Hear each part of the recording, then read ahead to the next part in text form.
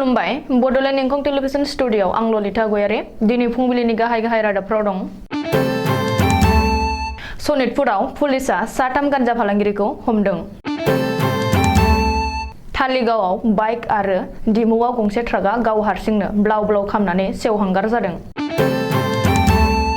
बिजनीनि 2 नं खावाथिकायाव गोबां ड्राग्सजों लोगोसे सानै हमजादों।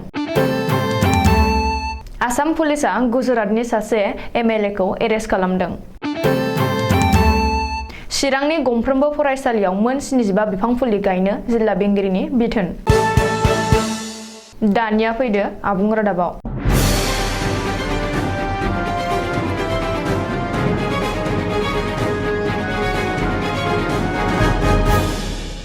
आयेन बेरेखायै गान्जा फालांगि खालामनाय साथाम मस्ट वान्टेड गान्जा फालांगिरिखौ सनितपुर पुलिसआ एरेस्ट खालामदों। बृहस्पतिबारखालि बेलासिनि 2 रिंगासो समाव धेकियाजुलियाव पुलिसआ गोख्रों सिग्रोमनानै मासबादनिफ्राय गान्जा लाबोनाय साथाम दायनिगिरिफोरखौ हमदों। हमजानाय साथाम गान्जा फालांगिरिफोरनिफ्राय 9 केजि गान्जा आरो गंसे हुन्डाइ कार आरो गंसे बाइकबो बोखांनो हादों। हमजानाय साथाम सुबुंफोरनि मुंफोरा फारियै खोरोमदाव ब्रह्म, कासेम आली आरो अनसाय बसुमतारी होनना सिनायथिनाय जादों। आथिखालाव दायनिगिरि साथामखौबो धेकियाजुलि पुलिस थानायाव केस रेजिस्टार खालामनानै सेबगासिनो होननानै मिथिहोदों। चिरां जिल्लानि थालिगावआव 31 नं हादरारि राजा लामानि सायाव बृहस्पतिबारखालि गंसे बाजाज पालसार बाइकआ गाव हारसिङैनो ब्लाव ब्लाव अर खामनानै सेवहांगार जादों। सुलुङाव फोरमायनाय बादिब्ला बाइकखौ गंसे वार्कशपआव सार्भिसिं खालामनानै पेट्रल पाम्पआव पेट्रल सोनानै लाबोदोंमोन।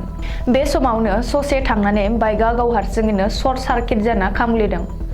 अदेबानि सालायग्राया खुनुरुखुमै जिउ रैखा मोन्दों। बेनि अनगायैबो सानजा एबा खरसा आसामनि शिबसागर जिल्लानि डिमुआव 37 नं हादरारि राजा लामानि सायाव AS21AC 1252 नम्बरनि गंसे ट्राकआ गाव हारसिंनो ब्लाव ब्लाव अर खामनानै सेवहांगार जादों। बे जाथायाव सासे जोखोमबो जादों होननानै सुलुङाव फोरमायदों। चिरां जिल्लानि बिजनी महकुमा बेन्दोंआव गोबां ड्राग्सजों लोगोसे पुलिसआ सानै ड्राग्स पेट्रलारखौ एरेस्ट खालामदों। हमजानाय सानै ड्राग्स फालांगिरिमोनहा फारियै बङाइगाव जिल्लानि गरायमारिनि साहिदुल इस्लाम आरो रकिबुल इस्लाम होननानै पुलिसआ मिथिहोदों। बिसोर सानैनिफ्राय पुलिसआ गंनै मबाइल, ड्राग्स बुंफबनाय मोन 12 कन्टेनाराव गासै 1.29 ग्राम ब्राउन सुगार ड्राग्स, नोगोद 9,700 रां आरो AS19G 993 नम्बरनि बाजाज बाइक गंसे जब्द खालामनो हादों। सानजा गुजरातनि फालनपुराव उदां दोलोनि एमएलए जिग्नेश मेवानीखौ बृहस्पतिबारखालि फुंनि समाव फालनपुर सार्किट हाउसनिफ्राय एरेस्ट खालामदों।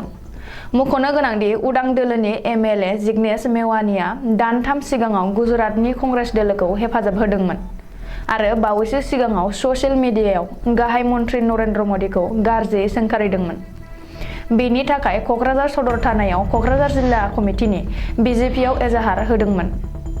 सुलुङाव फोरमायनाय बायदिब्ला क'क्राझार पुलिसआ केसखौ रेजिस्टार खालामनानै गुजरातनि फालनपुरनिफ्राय एरेस्ट खालामनानै केसखौ नायबिजिरनो थाखाय आसामाव लाबोगासिनो दं होननानै मिथिहोदों। फैगौ मुलुगनां आबहावा सानखौ लोब्बा लाखिनानै चिरां जिल्लानि जिल्ला बेंगिरि नरेन्द्र कुमार साहाया बिथोन होदों दि आथिखालाव चिरां जिल्लानि गंफ्रोमबो गुदि फरायसालि, गेजेर फरायसालि, गोजौ फरायसालि आरो फरायसालिमाफोराव बयबो गावबा गावनि फरायसालिनि लांगोना एबा बेंखनाव मोन 75 बिफां फुलि गायनांगौ। बेनि थाखाय आथिखालाव गंफ्रोमबो फरायसालिनि गाहाय फोरोंगिरि एबा गोरायुंफोरा चिरां जिल्लानि हाग्रा बिफान मावख'गिरि एबा DFO अफिसनिफ्राय बिफां फुलि लानांगौ होननानै बिथोन होदों। दिनैनि रादाबा एसेनोसै। गोजोन्थों।